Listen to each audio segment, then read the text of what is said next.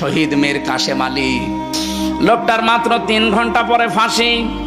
আমি ওনাকে জানাতে আসলাম যে স্যার সময় নেই, মাত্র 3 ঘন্টা আছে, আপনি প্রস্তুতি নিন। আমারে বলছে কারারক্ষী ভাই এখনো 3 ঘন্টা, আমি 2 ঘন্টা ঘুমিয়ে গেলাম, আপনি 2 ঘন্টা পরে আমারে ডেকে দেবেন। 2 ঘন্টা পরে উঠে বলছে, গোসল করলো, ওযু করার পরে বিস্কিট বের করে বলছে ফাঁসি তো হয়ে যাবে, বিস্কিট খাবেন আপনি। কারারক্ষী কুতুবউদ্দিন বলছিল না আমার খাওয়া লাগবে না, আপনি তাড়াতাড়ি রেডি হয়ে নেন। নতুন জামা পায়জামা বের করলেন ব্যাগের ভেতর থেকে, সবগুলো পরার পরে বলছে ফাঁসির যে পোশাক আছে ওইটা কি পরাবেন নাকি আমি যা পরেছি এইটাই নিয়ে যাবেন। ওনার লুঙ্গি পরা ছিল, দেখলাম লুঙ্গি ভিজা ছিল, নাড়ি দিলেন, বললেন এইটা আমার ফাঁসি হয়ে গেলে আর একটা কয়েদিকে দিয়ে দেবেন, সে জীবনে পরতে পারবে। সুন্দর জামা কাপড় পায়জামা পরলেন, নিজে পাঞ্জাবি গায়ে দিলেন। আমারে বলছে আর কয় মিনিট বাকি আছে, শাহজাহান জল্লাদকে ডাক দেন, চলেন আমরা যাই। মনে হচ্ছে শ্বশুর বাড়ি যাবো। বাস্তবে শুনতে যত সহজ মনে হচ্ছে, ওই জায়গায় থাকলেও অত সহজ না। আমার মতো একটা সাধারণ মানুষ 3টা বছর মাত্র আমি এমনি যোগাযোগ বিচ্ছিন্ন ছিলাম, তাছাড়া আমার সেই রকম অত্যাচার করে না, করেছে হালকা পাতলা, আমার তুলনায় কিছুই না। কত মানুষকে নখ তুলে নিয়েছে আমার সামনে, কত মানুষকে ডিম দিয়েছে আমার সামনে, ওই তুলনায় তো আমার অত কিছু না। তারপরও আমি শুধু জেলখানায় বসে ওই 24 ঘন্টা সেলের ভেতরে বসে থাকতাম, তাই আমার ঘুম আসে না, ঘুমের বড়ি খাওয়া লাগে। অথচ তার 3 ঘন্টা পরে ফাঁসি, ওই লোকটা 2 ঘন্টা আরামে ঘুমাচ্ছে।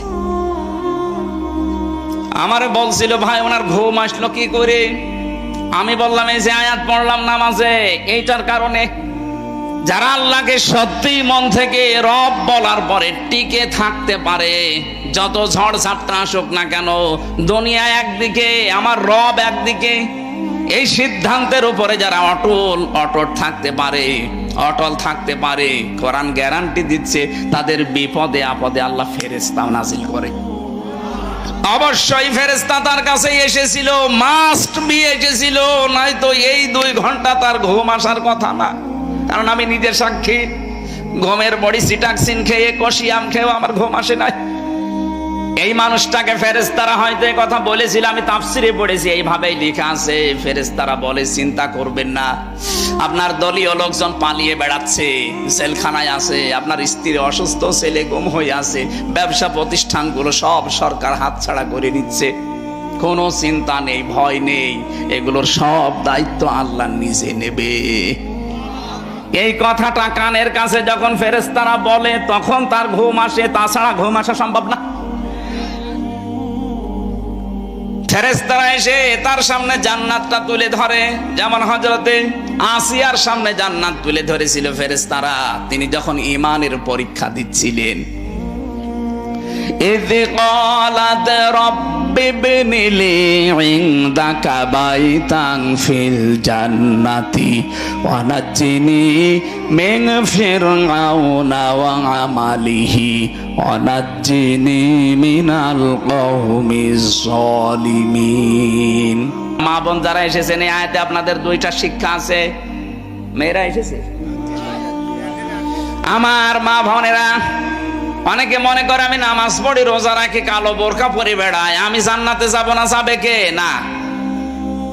হযরতে আসিয়ার দিকে তাকান, এত বড় কঠিন পরিস্থিতি, তার ঈমানের উপরে টিকে থাকতে গিয়ে তার হাতের ভেতরে পেরেক লাগিয়েছে তার নিজের স্বামী ফেরাউন, তার কপালে পেরেক লাগিয়েছে, পায়ের ভেতরে ছলাকা লাগিয়েছে, মাথার উপরে গরম তেল ঢেলে দিয়েছে, চুলগুলো সব উঠে গেছে।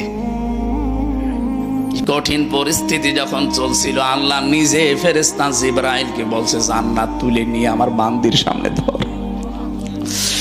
হযরতে আসিয়া জান্নাত দেখার পরে ডাক দিয়েছিলেন,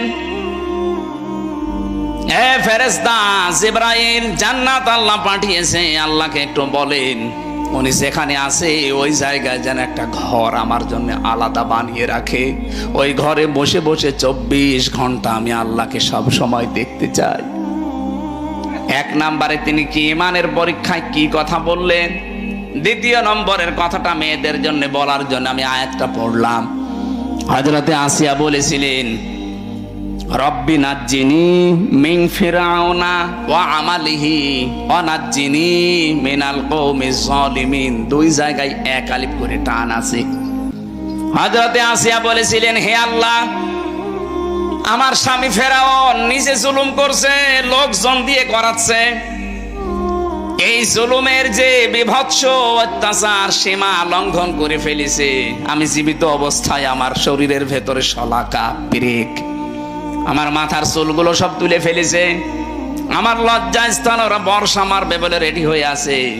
এ কঠিন পরিস্থিতি দেখে তুমি যেন রেগে যেও না, তুমি আমাকে বাঁচাও অন্তত এই জুলুম থেকে, আমার স্বামীর অত্যাচার থেকে, আর যাদেরকে দিয়ে অত্যাচার করায় তাদের অত্যাচার থেকে তুমি আমাকে বাঁচাও, কিন্তু তুমি আমার স্বামীর ওপরে গজব দিও না। চিন্তা করেছেন কোন অবস্থায় দোয়া করছে? এত বড় কঠিন ভয়ঙ্কর অত্যাচার জুলুম নির্যাতনের পরও তিনি স্বামীর জন্য বরদোয়া করেননি। হ্যাঁ, বলেছিলেন তুমি আমাকে স্বামীর অত্যাচার থেকে বাঁচাও, কিন্তু আমার স্বামীর উপরে তুমি অত্যাচার করো না। আর আপনি একটা সাবান কম হলে বদদোয়া দেন, এক কথা বলছেন। এরকম বহু দেশে নেই? সারাটা জীবন আমরা শেষ করে দেই, আর একটা শাড়ি যদি একটু কম দামি হয় খোটা দিয়ে আমার পোটা বের করে ফেলে, বলে আপনার কাছে এসে জীবনে আমি কিচ্ছু পেলাম না। এই কথা যারা বলবে মুখ থেকে, ওর সঙ্গে সঙ্গে পেছনের আমল আখলাক আল্লাহ সব ধ্বংস করে দেবে। ফেরাউনের স্ত্রী যদি এত কঠিন অবস্থায় ওর স্বামীর জন্য বরদোয়া না দেয়, আপনি একটা শাড়ির জন্য বরদোয়া দিয়ে দিলেন, আপনি মানুষ, আর আপনি জান্নাত যাবেন। বহু মেয়েকে আমি এই বাংলাদেশের সাথে মিলিয়ে, হাদিসের সাথে মিলিয়ে দেখতে পাচ্ছি। বিশ্বনবী বলেন, আমি মেরাজে যখন গেলাম দেখলাম অধিকাংশ মেয়েরা জাহান্নামের আগুনে। ফেরেশতারে জিজ্ঞাসা করলাম কেন? ফেরেশতারা বলেছিল দুইটা কারণে। এক নম্বরে তারা স্বামীর কুফরি করে। স্বামীর কুফরি মানে স্বামীর নাশুকরি করে। সব কিছু একটা মানুষ দেয়, হঠাৎ একটু কিছু কম পড়ে গেলে তখন নাশুকরিয়া করে, উল্টা পাল্টা কথা স্বামীকে বলে ওর মন খারাপ করে দেয়। এরকম বউ আছে কার? হাত তোলেন তো।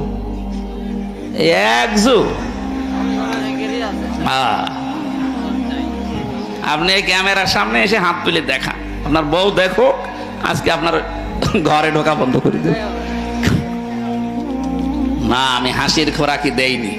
এই লোকটা তো লজ্জা শরম ত্যাগ করে হাত তুলেছে, আর আমরা হাত তুলতে পারছি না, তাই কারণ ক্যামেরা সব আমার দিকে ঘোরানো, আমি তুললে তো আরো ঝামেলা। সম্মানিত মা বোনেরা, না হচ্ছে না। এখানে বহু স্বামী অবস্থায় আছে। পুরুষ নির্যাতনকারী নারী যেমন আছে, নারী নির্যাতনকারী পুরুষও আছে। বাংলাদেশে নারী নির্যাতনকারী পুরুষের বিরুদ্ধে মামলা হয়, পুরুষ নির্যাতনকারী নারীর বিরুদ্ধে কোনো মামলা নেই। অন্তত আর যাই হোক, চাচা এরশাদ তো ছিল, এই আইনটা তো পাশ করতে পারত। কথা বলে না কেন? চাচা এরশাদও যদি পাশ করে যেত যে পুরুষ নির্যাতন করলে তাদের বিরুদ্ধেও মামলা হবে, তাহলে আমার মনে হয় আমরা অনেকে আজ পরিবারে জান্নাতে থাকতাম। কি যে অবস্থায় আছে আমরা বলতেও পারি না, সইতেও পারি। অথচ মেয়েরা যদি মনটা একটু উদার করে, পরিবারটা একটা জান্নাত হয়ে যায়।